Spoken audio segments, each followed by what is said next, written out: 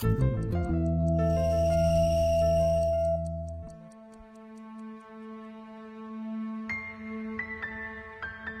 jeune homme s'appelle Sergio.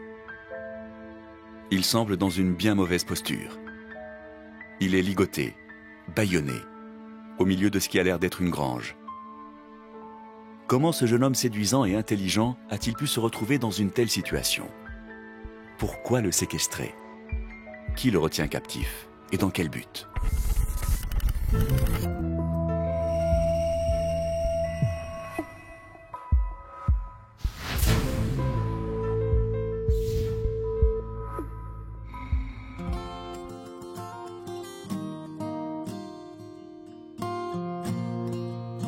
C'est en Normandie, au domaine de la Pommerie, que tout a commencé il y a un mois. Sergio est un jeune saisonnier agricole de 30 ans. Il est droit et travailleur. Son métier l'a fait voyager à travers le monde. Jusqu'à présent, son envie de liberté ne l'avait jamais poussé à se fixer nulle part. Mais aujourd'hui, son chemin le conduit dans cette cidrerie. Et peut-être que cette fois, il va enfin poser son baluchon.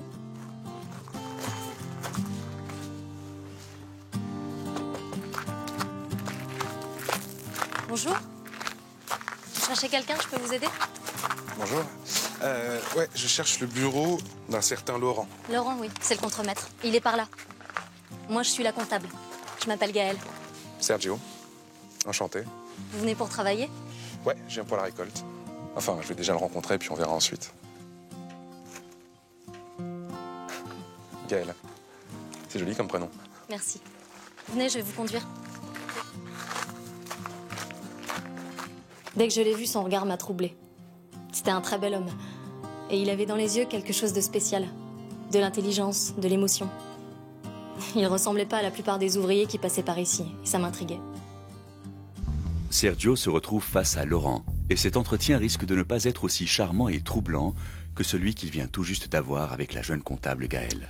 Effectivement, vous semblez avoir une certaine expérience. Et comme vous pouvez le lire, les pommes, c'est mon rayon. L'an passé au Québec, j'étais le meilleur de l'équipe. Oui, on verra ça. Puis je vais être franc avec vous, si vous êtes assis ici, c'est que je me suis déjà bien renseigné. Donc vous ne serez pas déçus. Croyez-moi. Ça, c'est à moi seul d'en juger. Bon, je vous prends l'essai pour une semaine. Debout 6 h du matin, fin de journée entre 18 h et 20 h avec une demi-heure de pause pour le déjeuner. Maintenant, allez voir Franck, notre homme à tout faire, il vous montrera votre chambre. Là, c'est bon, vous pouvez me laisser, j'ai du travail maintenant. Eh ben merci. À plus tard. Oui. Ah, excuse-moi Laurent, je savais pas que t'étais occupé. Non mais c'est bon, on a fini. Annette, je te présente Sergio, il vient d'arriver. Annette, enchantée. Je suis la propriétaire. Ça fait 6 ans que je m'occupe de cette exploitation. Ravi de vous avoir parmi nous. Sergio, enchanté. Vous savez, j'en ai vu défiler des loulous, moi, depuis le début. Fallait jamais faire copain avec les gars. Parce qu'entre les voleurs, les tirs au flanc et ceux qui engloutissaient leur solde dans la bouteille, enfin, vous leur donnez ça, ils vous prennent ça. Alors certes, Sergio avait de bonnes références, mais j'attendais de le voir à l'œuvre pour me faire ma propre idée. Sergio travaille dur. Il veut faire une bonne impression pour son premier jour et l'exploitation lui plaît déjà. Il se voit même y rester quelque temps. D'autant plus longtemps qu'avec Gaëlle, le courant semble bien passer. Encore au boulot? Laurent vous a pas fait fuir? Je suis un acharné dans le travail, qu'est-ce que vous croyez? Mais j'en doutais pas. Je sais pas vous, mais moi ma journée a été très longue. Ça vous dirait de faire un break? On pourrait faire une balade? Avec plaisir. Encore ça à finir et je suis tout à vous. On se retrouve dans 5 minutes devant l'entrée? Ok. À tout de suite. J'avais pas arrêté de penser à lui toute la journée. Je me sentais comme une ado, c'était agréable. Je savais pas ce que lui ressentait, alors je me suis lancée et ça a marché. Il allait me rejoindre pour une balade. Mais il fallait que je fasse attention. Ne pas oublier pourquoi j'étais venue à la Pommerie. À la Pommerie, le charme de Sergio agit. Et il n'y a bien que lui pour ne pas s'en rendre compte. Bonjour Sergio. Bonjour. Alors, comment se passe le travail? Vous vous plaisez chez nous? Beaucoup. Tout se passe très bien. Je suis sûre qu'il n'y a aucun souci. Tenez, il faut absolument que vous goûtiez notre cidre. C'est celui de l'année dernière. Vous allez voir, il est divin. C'est pas une bonne idée, j'ai encore quelques heures de travail devant moi. Allons, c'était pour fêter votre arrivée. Une façon de vous souhaiter la bienvenue. C'est juste un verre de cidre, à 4 degrés d'alcool. Ah bah t'es là, toi. Ça fait 10 minutes que je te cherche. T'as vu l'heure? Eh, t'es au courant qu'il y a du boulot ici, on n'est pas en vacances. Allez. C'est moi qui l'ai retenu. Faites pas attention. Il fait beaucoup de bruit, mais il est pas méchant. J'y retourne. Ouais, je préfère, ouais. Merci pour le verre. À plus tard. À plus tard, ouais.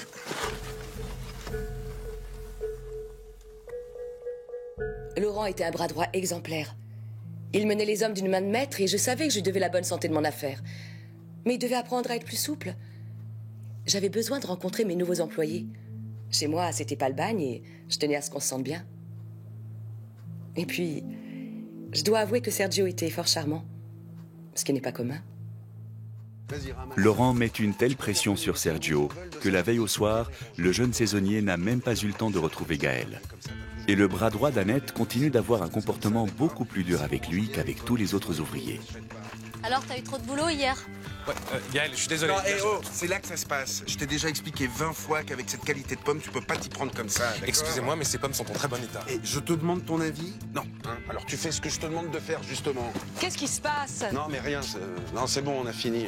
Non, t'aurais 5 minutes, s'il te plaît. Faudrait que je te voie pour le partenariat avec la maison Jacob. Faut absolument envoyer le dossier ce soir. Ça peut attendre demain matin. Tout le monde a suffisamment travaillé pour aujourd'hui.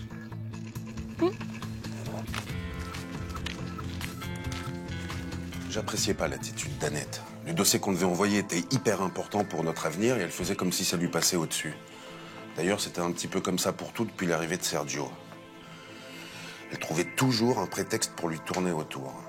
Alors d'accord, il était beau gosse, mais je vois vraiment pas ce qu'elle pouvait lui trouver. Il n'y avait pas de quoi sauter au plafond. Je voulais juste te faire un coucou. Tout va bien? Rends-moi ça tout de suite.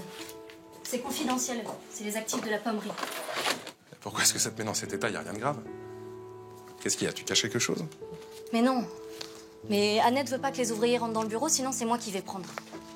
Sergio pensait faire plaisir à Gaël en venant la voir.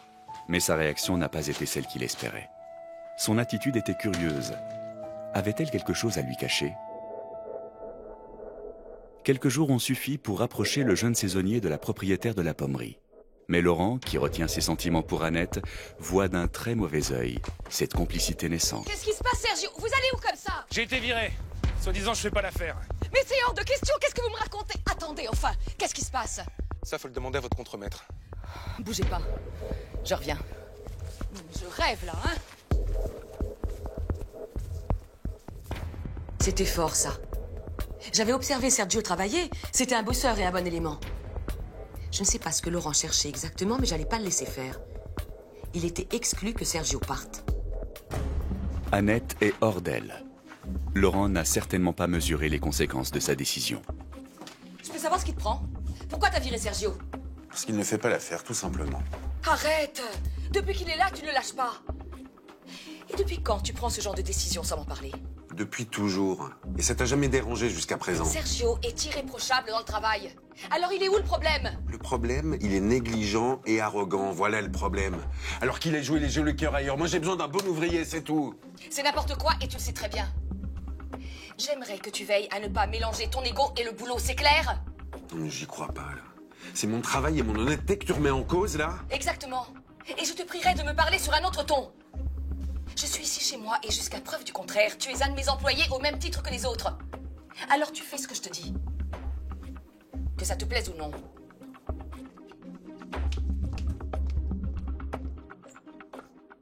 J'étais comme un dingue.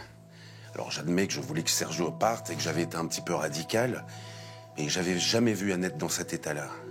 Voilà 6 ans qu'on travaillait ensemble et jamais elle m'avait traité comme ça.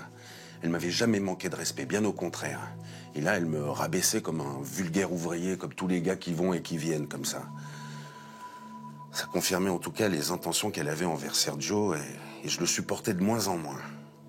Mais j'avais pas dit mon dernier mot. Dans moins d'un mois, Sergio sera ligoté et bâillonné dans la grange. Laurent vient d'être humilié par Annette. Aurait-il voulu effrayer celui qu'il n'a pas réussi à mettre à la porte de la cidrerie afin qu'il disparaisse de leur vie?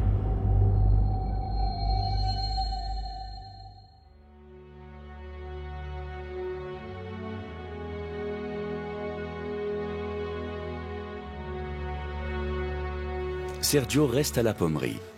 Annette n'a pas l'intention de le voir s'éloigner d'elle. Elle a bien d'autres idées en tête. Seulement pour l'instant, le jeune homme semble se tourner davantage vers Gaël. T'es conscient d'avoir mis un vrai bazar à la pommerie quand même? Pas du tout. Je suis pas responsable des états d'âme de Laurent. Franchement, j'ai pas compris sa position. Les hommes, vous êtes tous les mêmes, vous voyez jamais rien. C'est pas compliqué pourtant.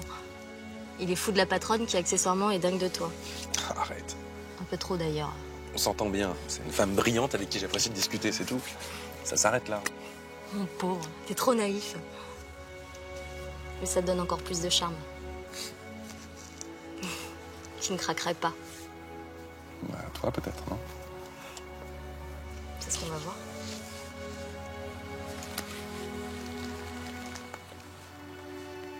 C'était facile entre nous. Je le taquinais à propos d'Annette, mais je savais bien qu'il n'y avait pas d'ambiguïté dans son esprit.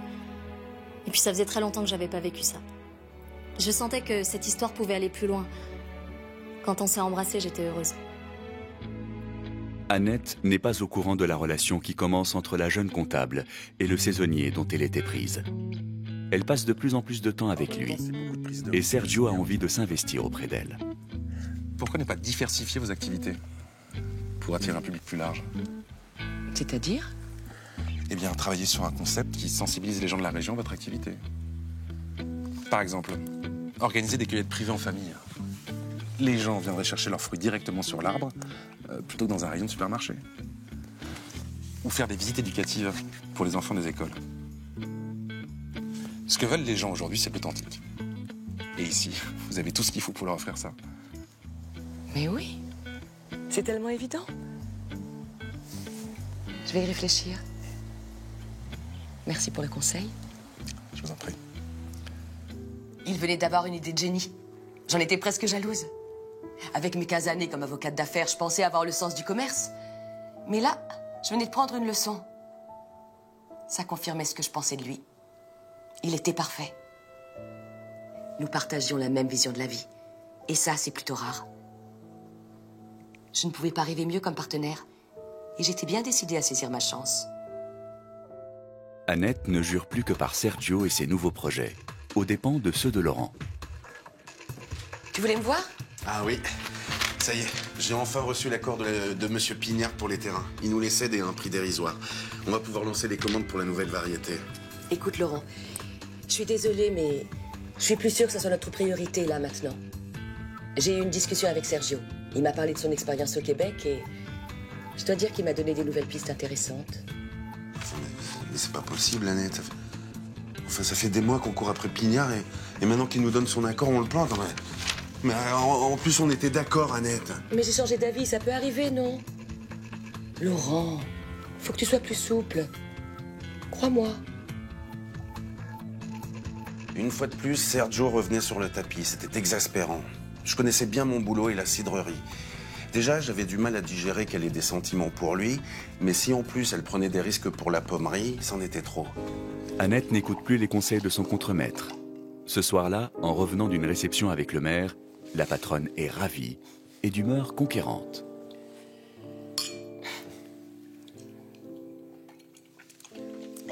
Vous avez juste été parfait avec le maire ce soir. J'ai rien fait de spécial. Arrêtez de jouer les modestes.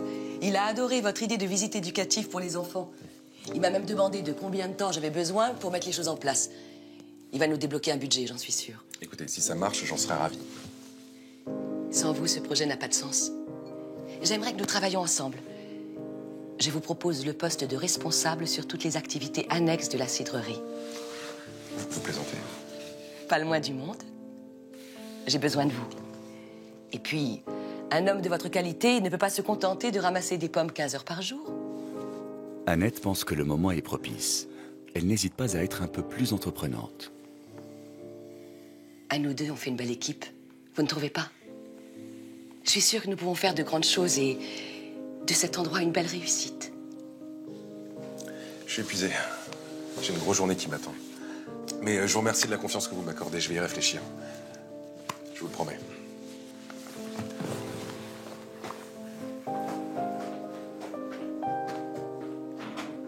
Plus je le découvrais, plus j'étais conquise. C'était vraiment un garçon brillant. Et puis, cette pudeur avec laquelle il avait esquivé mes avances, c'était craquant. Il fallait juste qu'il me voie comme une femme et non comme sa patronne. J'avais vu dans ses yeux qu'il était autant troublé que moi. Je pouvais pas me tromper. Dans quelques jours, Sergio va se retrouver pris au piège dans la grange. Annette s'est follement éprise de son employé. Mais si le jeune homme continuait à lui résister, serait-elle capable de le lui faire payer ?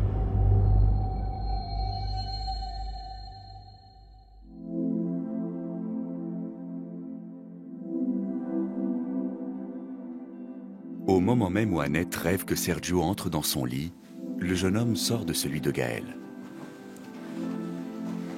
Je suis bien avec toi, tu sais. Moi aussi, mon ange. Tu serais heureuse si je te disais que je reste plus longtemps que prévu à la pommerie? C'est-à-dire? Annette m'a fait une proposition. Elle veut que je devienne son bras droit pour développer toutes les activités annexes de la cidrerie. J'ai pas encore dit oui, mais c'est tentant. Je pourrais me fixer pour une fois. On pourrait passer du temps ensemble. Son bras droit? C'est une belle opportunité, non? Sûrement. Je vois que l'idée te réjouit. Mais si, bien sûr. Enfin, c'est juste... te savoir en permanence avec elle, qui espère qu'une chose te mette dans son lit, je sais pas, ça me rassure pas. Et pourquoi on partirait pas ailleurs tous les deux? Ah, t'es jalouse, hein? J'adore. Sérieusement, t'as confiance en moi, non? J'ai pas encore pris ma décision. On en reparlera.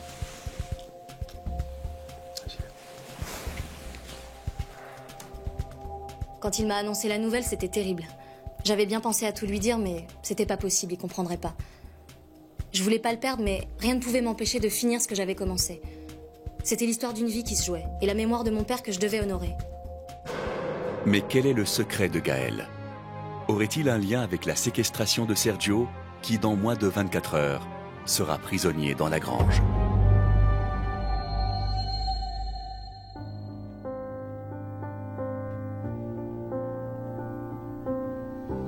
Depuis que Sergio a annoncé à Gaël la proposition de sa patronne, la jeune comptable semble l'éviter. Ce soir-là, Annette l'a conviée à un tête-à-tête. Elle le sent chagriné et s'enquiert de son état. Vous n'avez pas l'air dans votre assiette ce soir. Vous voulez m'en parler? Non, Annette. C'est rien d'important, je vous assure. Tout ce qui vous touche me préoccupe. Sergio, je ne pense pas vous surprendre en vous avouant que je vous apprécie énormément. Si quelque chose vous contrarie, dites-le moi. Je suis pas un grand bavard. Alors laissez-vous faire et détendez-vous. Vous en avez besoin. Faites-moi confiance. J'ai des mains en or.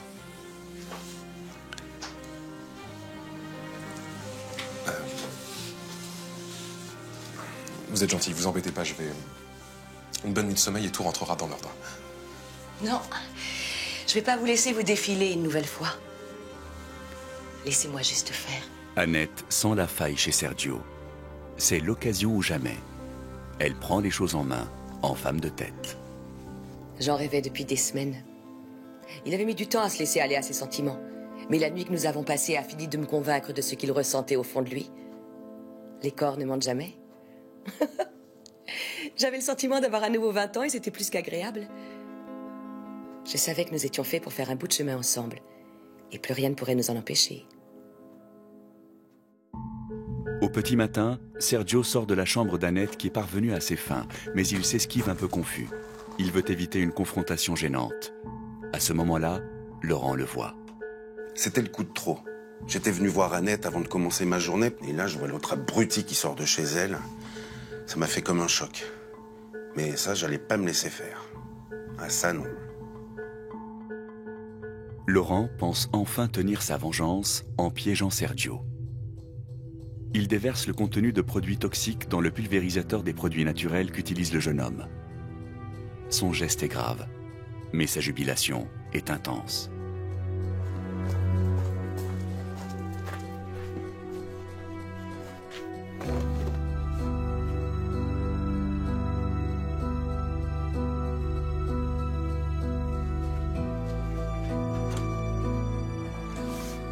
Qu'est-ce que tu fais avec ces bidons? Lâchez, bordel! Ça, tu vas le payer très cher, je te le garantis. Laisse-moi! Annette! Annette! Laisse-moi! Je venais de me faire prendre comme un bleu. Et puis je vous assure que les coups bas, c'est pas mon genre. Mais j'étais pas fier de ce que je venais de faire. C'était plus fort que moi, qu'est-ce que vous voulez? Il fallait absolument que je me débarrasse de lui par n'importe quel moyen. La sanction d'Annette va être sans appel. On ne touche pas à son protégé comme ça. Qu'est-ce qui se passe? Je l'ai surpris en train de remplir mon pulvérisateur de produits toxiques. Ce mec est irresponsable et dangereux. Laisse-nous. Non, je bouge pas. Laisse-nous, Sergio.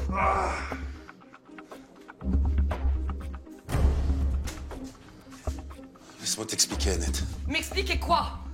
Que t'es prêt à foutre en l'air notre travail par jalousie? C'est impardonnable ce que tu viens de faire. À compter de maintenant, tu ne fais plus partie de la maison. C'est clair? Je te licencie pour faute grave. Ah, c'est sûr, j'étais allé trop loin avec Sergio. Mais sur le moment, j'avais les mots d'Annette qui résonnaient dans ma tête. En quelques secondes, je venais de tout perdre. Elle, mon avenir professionnel, et le fruit de 6 ans de travail acharné. J'étais fini et je voyais pas comment je pourrais me relever. Ça fait 6 ans que je donne mon sang, ma sueur pour la pommerie, et toi tu me traites comme une merde devant tout le monde en plus. C'est pas des trucs qui se font, ça, Annette. T'as oublié tout ce qu'on a fait ensemble. Tous les sacrifices qu'on a fait pour y arriver. Et toi tu balayes tout pour les beaux yeux d'un séducteur. Mais tu te rends même pas compte qu'il te manipule. Et qu'il se tape Gaël en plus. Mais enfin, mais ouvre les yeux, bon sang! Vas-y, Laurent. Tu sors de chez moi. Allez! Si Laurent voulait me faire mal, il avait réussi. Après la nuit que j'avais passée avec Sergio, je l'imaginais dans les bras de Gaël et ça m'était insupportable. Je me sentais trahie de tous les côtés. Sergio, attends-moi. Dis-moi ce qui s'est passé. Ça t'intéresse tant que ça? Mais bien sûr que ça m'intéresse, sois pas bête. Mais c'est pas l'impression que tu donnes, et surtout ces derniers jours. Tu t'emportes trop vite. Retourne pas la situation et arrête de me prendre pour un con, c'est vexant. Tu veux que je te dise ce que je pense? T'es pas clair. Et ça, c'est insupportable, putain. Gaëlle aime Sergio, mais elle a peur de le perdre si elle révèle ses réelles intentions. C'est plus compliqué que ça. Alors parle, explique-moi.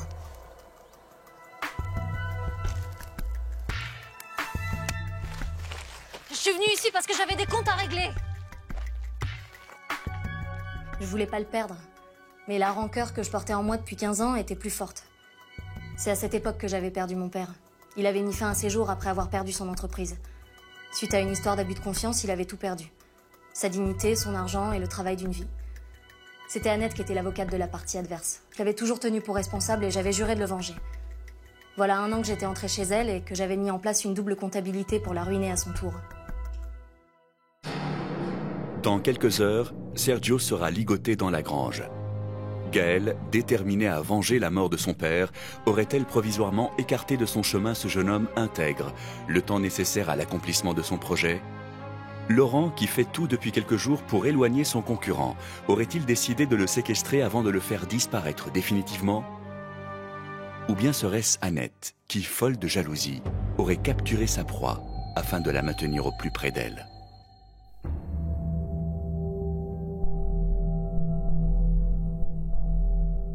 Quelques heures ont passé. Sergio ne sait plus quoi penser des derniers événements. Tout se bouscule dans sa tête. Sa nuit avec Annette, ses sentiments pour Gaëlle, l'acharnement de Laurent à son égard. Il prend une difficile décision. Il écrit à sa patronne qu'il quitte la pommerie.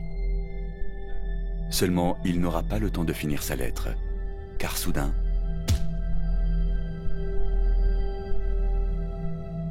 Sergio se réveille ligoté et bâillonné dans la grange. Il se demande qui est son agresseur. Le jeune homme vit peut-être ses derniers instants.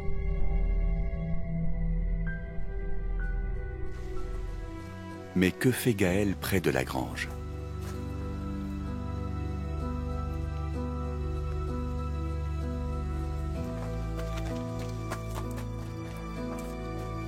Quelles sont ses intentions?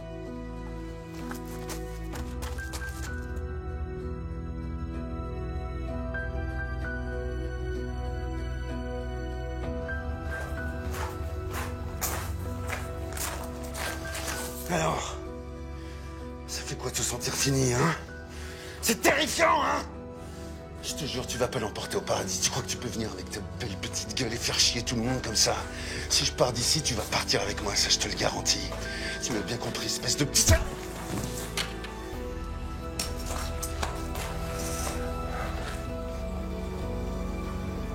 Encore aujourd'hui, je sais pas ce qui m'a pris. C'est comme si quelqu'un avait pris possession de mon esprit. J'avais pété un câble. Alors quand j'ai réalisé ce que j'avais fait, j'ai décidé de me faire suivre pour pouvoir me reconstruire. J'ai eu la peur de ma vie. Quand Sergio a décidé de ne pas porter plainte contre Laurent, il m'a donné une grande leçon de vie. J'ai fini par tout avouer à Annette, jusqu'à lui rembourser l'argent que je lui avais volé. J'ai eu peur des conséquences, mais elle a été très indulgente avec moi. J'ai enfin pu me libérer des rancœurs qui polluaient ma vie et j'ai trouvé un homme merveilleux. Annette a mis du temps à se remettre du départ de Sergio. Désormais, c'est seule qu'elle gère son entreprise. Laurent a quitté la pommerie et essaye de se reconstruire loin de celle qu'il a aimée et qui lui fait perdre la tête. Gaël et Sergio ont décidé de partir à l'étranger pour redonner un véritable départ à leur histoire.